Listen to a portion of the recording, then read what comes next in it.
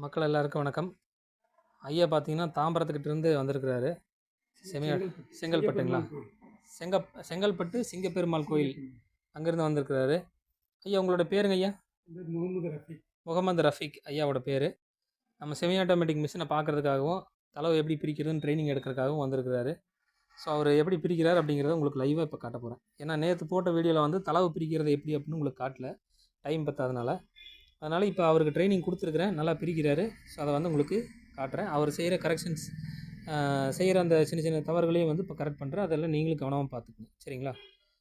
இப்போ பார்த்தீங்கன்னா துணியை வந்து நல்லா நுனித்தளவில் பிடிச்சிட்டு பிரிக்கணும், சரிங்களா? இந்த இடது கையை பார்த்தீங்கன்னா அவர் ஸ்ட்ரைட்டாக வெளியில் இழுக்கிறாரு, அதை நல்லா கவனிங்க. கையை வந்து இப்படி ஸ்ட்ரைட்டாக வெளியில் இழுக்கணும், அப்போ தான் நூல் பிரிஞ்சு வரும்.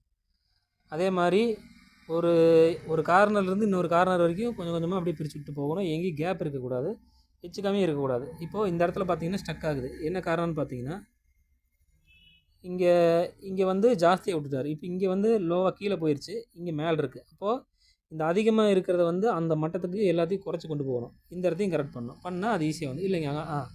அந்த அதிகமாக இருக்கிறத கீழே குறைங்க. அப்படி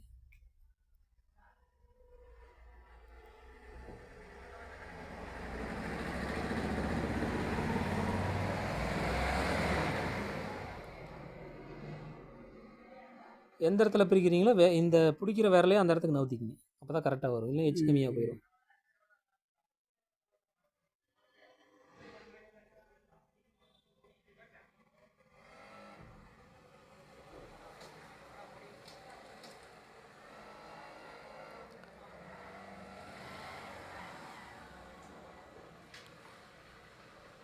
இருங்க, இந்த இடத்த குறைச்சி கொண்டு வாங்க.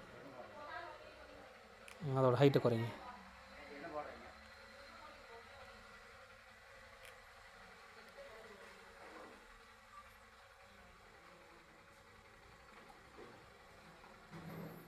அவ்வளோதான். ஐயா வந்து பிரித்து பழகிட்டார், பார்த்தீங்களா? நம்ம சொன்ன டெக்னிக்ஸை யூஸ் பண்ணி தெளிவாக பிரிச்சுட்டாரு. இப்போது இந்த நூல் அவர் இழுக்க கிட்ட வந்துச்சுன்னா இந்த கையை பின்னாடி நகர்த்திடணும், இல்லைன்னா இந்த நூலில் விரல் பட்டு நூல் அறுந்து போயிடும், சரிங்களா? ஸோ இந்த மாதிரி சின்ன துணியை பிரிக்கும்போது கட்டாகும் ஒரு கலைக்கு, அது ஒன்றும் ப்ராப்ளம் இல்லை. ஆனால் ஃபஸ்ட்டு வந்து நீங்கள் பழகும்போது அகலம் கம்மியாக இருக்கிற துணி தான் நீங்கள் பிரித்து பழகணும், சரிங்களா? பாருங்கள், இந்த மாதிரி 1 இன்ச்சு துணி 2 இன்ச்சு துணி தான் நீங்கள் வந்து ஸ்டார்டிங்கில் பிரித்து பழகணும். பாருங்கள், இதெல்லாம் ஐயா பிரித்து வச்சுருக்கிற நூல், சரிங்களா? இந்த மாதிரி வந்து நீங்கள் பழகுனீங்க சொன்னால் அடுத்தது அதுக்கப்புறம் தளவு பிரித்ததுக்கப்புறம் நம்ம மிஷினுக்குள்ளே கொடுத்து இந்த நூலாக பிரிக்க வேண்டியது தான், சரிங்களா? இந்த வேலை வந்து நல்லா பழகிட்டிங்கன்னா 1 மணி நேரத்துக்கு 1 கிலோ நீங்கள் தளவு மட்டும் பிரிக்கலாம். இது வந்து நாங்கள் பார்த்த டெமோவில் எங்களுக்கு தெரிய வந்த ரிசல்ட்டு, சரிங்களா? இது வந்து ஒவ்வொருத்தருடைய வேகத்தை பொறுத்தும் மாறும், துணியோட அகலத்தை பொறுத்தும் மாறும், சரிங்களா? எல்லாத்தையும் நான் ஓப்பனாக சொல்லிட்டேன், எல்லாத்தையும் நல்லா ஞாபகமாக வச்சுக்கங்க, ஓகேங்களா? ஆமாங்க, அந்த வெட்டு வருதுன்னா அந்த இடத்துல மட்டும் கட் ஆகும். அது எல்லா துணியிலையும் அந்த மாதிரி வெட்டு வராதுங்க, ஏதோ ஒரு சில துணியில் மட்டும் அந்த மாதிரி இருக்கும்.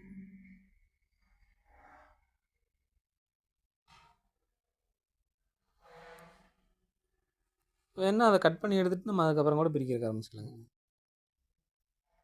சரிங்க மக்களே, இப்போ வந்து நம்ம தளவு எப்படி ஐயா பிரிக்கிறாரு, அவருக்கு எப்படி ட்ரைனிங் கொடுத்தேன் அப்படிங்கிறதெல்லாம் நீங்கள் கவனிச்சிருப்பீங்க. அதே மாதிரி நீங்களும் செஞ்சிங்கன்னா இந்த தளவு பிரிக்கக்கூடிய வேலை வந்து ரொம்ப ஈஸியாக முடிஞ்சிடும், ஒன்றும் ப்ராப்ளம் இல்லை.